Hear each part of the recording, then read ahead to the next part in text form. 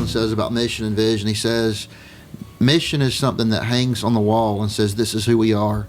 And vision says, this is how we're going to get out, or get to who we are out, or even work within. So the mission statement just being, again, this is who we are, and the vision, this is where we're going. The vision, this is where we're going. It's a real problem for everybody that we all lose our way from time to time. And when we see couples, we encourage them to, even just take a note card, and each week in between, not with a pen, but with a pencil, write down the mission. This is who we are. And then as a family, or as a business, or as a family with a business, and then the vision, this is where we hope to go this week. All of our vision should be progressive vision. We never go in a straight line. Things happen all the time that's unexpected, bills, or sick kids bills, or whatever the case may be. And so vision should constantly change. Getting to that vision, like you said over and over, getting the two on one page is sometimes it's not an easy process, especially if there's stress or turmoil going on. Two spots that we like to go back to: Proverbs 29:18 and Habakkuk 2:2. One of them says, write the vision, make it plain, so that all that see it can run with it. And the other says, without vision, people perish.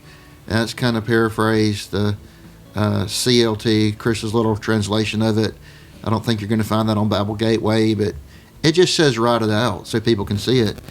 And we like these little note cards just because people could do this and stick it on their refrigerator, or stick it on their bathroom mirror, or whatever. Or on their car while they're driving, they can see it. And the kids can get on board too, and it can actually be, a goal, something to shoot for, but it's planning, and failure to plan is a plan to fail. We all know that. And so many times couples will come in and there'll be just erase marks and scratch marks and whatever, A+ on the homework, because they're putting their 100% to get back on the path. And as far as even like putting Friday night will be family night, or game night, or date night, or whatever, that's a vision. That's something to shoot for. It's one thing to go out and just shoot, but we all have to have targets, and that's what mission and vision is just getting a target to try to address some of the potential problems, like you stated in the beginning. And so it is important to know where we're going for everybody. What I like about it is if you're writing it down, and my wife is writing it down, I can see what is valuable and important to her. She's taken the time to think and consider herself. She's taken the time to consider the kids, or, accomplish a goal. And so, what do we talk about successful people is they're constantly accomplishing goals. If we were to define and say, well, this person's never accomplishing something, well, then you'd not rank them as successful. So I think it's important for me to see what my wife wants to accomplish, and then create that as valuable, and if I can see it on a note card, oh yeah, that's right. Oh yeah, that's right. Because for me, I am very task oriented. So I think about my tasks, what's important and valuable to me. And I forget about her. I know her right now. We're in basketball season, and she's a coach, and our other daughter is playing basketball, and so she's going to the games, and she's shooting with her, and she's coaching, and she has all of these things on her plate, and she played for years and years.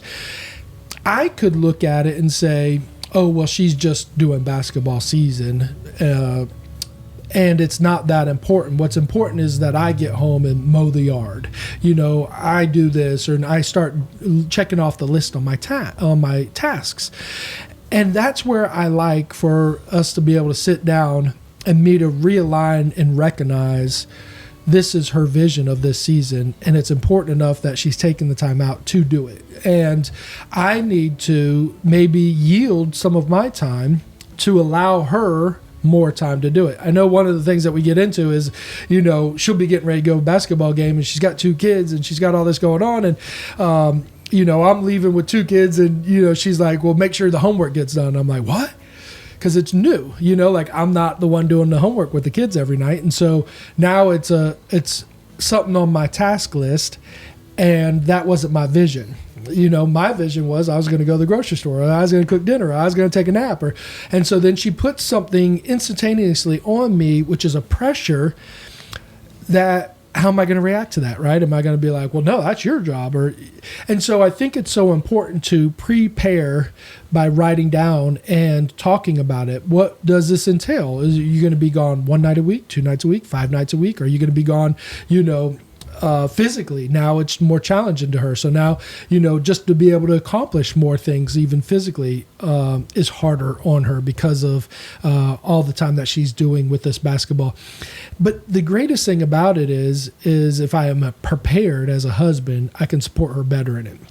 And I can see the value in it. And so that way I don't mind yielding my time to her because I see the value in it for her, And then the other thing is it's just a season, So we have to analyze, is this just a season of time of 6 weeks, 8 weeks? Is it going to be the rest of our life? Is it going to be the whole year that I need to start adapting on a weekly, daily, nightly basis? One thing you said, the whole premise behind making the note cards or notepad or whatever, it's not just to have something to put on paper.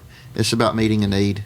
That's it. Now, some couples may be able to operate verbally and keep the need on the forefront so that it gets taken care of. Most cannot. Most are juggling kids and schedules and everything else. And one more piece of paper, yes, is just something to keep up with. But it's really about just meeting each other's needs. What needs specifically do I need to meet this week to get back on track? What needs do I need you to meet this week specifically for us to get back on track? And so meeting each other's needs. I'm not as sharp as most, I know that. It took me and Stacy probably say 18 years to realize that neither one of us could read each other's minds. Right. And sometimes that slips back up. Well, I thought you knew, or I thought you would have. Well, no. She's got 900 things going on, laundry, kids, school, all this other stuff. So there's no time for assumption or me thinking that she automatically knew that I needed all my camouflage washed 2 days before deer season or whatever.